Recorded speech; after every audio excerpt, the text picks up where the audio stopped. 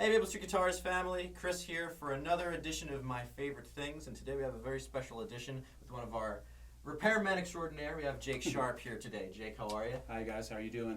Doing well. So, we have a guitar that's a bit different from all the other ones we've had on the show so far. So, what do we have here? So this is a build of mine.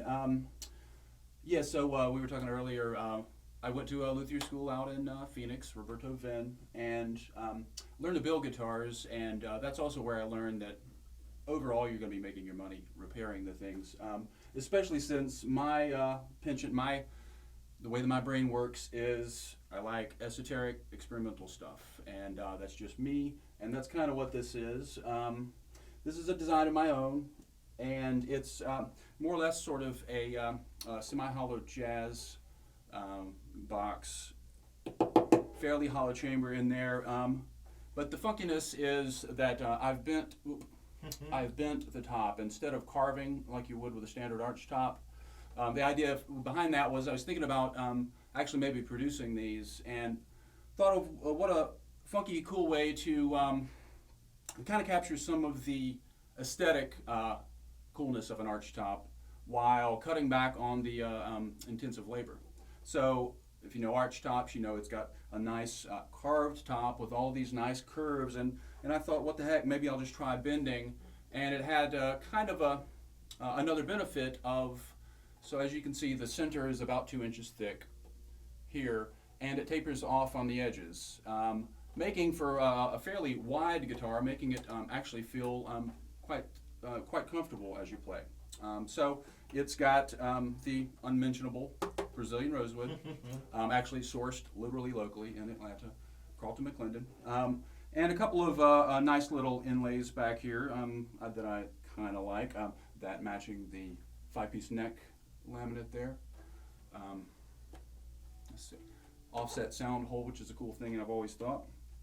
Otherwise, Seymour Duncan pickups, very simple electronics. I'm a guy that, for the most part, on board, I feel like the less the better in terms of electronics, especially on a sort of an acoustic instrument. So otherwise, this has been a player for me. I built this in 2008 or so. Never have, ever since I realized that being into sort of experimental building doesn't a career make. I've sort of just built a few of these when I want a new guitar, for that matter, and I've sold a few. Yeah, I think it's a pretty nifty thing. Yeah. So how many in is this one? Oh, this was 7, and since this I had built a couple. So this is, like I said, about 2008 or so. It's held up pretty well. It's got a finish that's actually Jeff Henry has just started using this finish on his guitars. It's a water-based lacquer. Yeah, I like it pretty well. It's a good material to work with if you're just working at a small shop, more or less out of a home shop. And yeah, so woods-wise, Brazilian and maple here and mahogany. Really pretty Madagascar rosewood fingerboard, and this tailpiece is a design of mine as well. No hinge here, it's glued to the top of the guitar. And yeah, so let's see, Maxar ebony here, which is these covers are as well. These are Seymour Duncan antiquity pickups. Little inlay there that I like pretty well. Spurzl machines, and yeah, I've got a little, instead of creating a cavity cover with screws, I just went with cork, because why not? Because I hate doing that routing. Honestly, is the real reason. It's an interesting take on it. Yeah. So what about this one in particular is what makes it stick out to you so much? This one, as a player, what I was telling someone recently, this one is more hollow internally. There's just a small foot that's under the bridge that for stability. The one that I made after this, I made a center beam about 1 inch thick with spruce.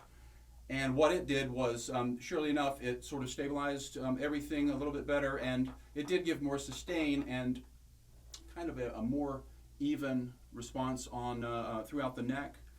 But it actually did lack something. That sort of perfection from top to bottom in terms of no cold notes, no hot notes, actually ended up with a guitar that didn't have quite as much character. This one, I think, ended up, sometimes these are mysteries. That's kind of the experimental building. That's the joy and the danger of it. So this one ended up having trebles that way up here that are just beautiful, just really chimey. What I would say is this one lacked, compared to the other one, lacked just a little bit in the bass. But fact is, I wouldn't trade it because of what it does here up in the high notes. It's super excellent sound.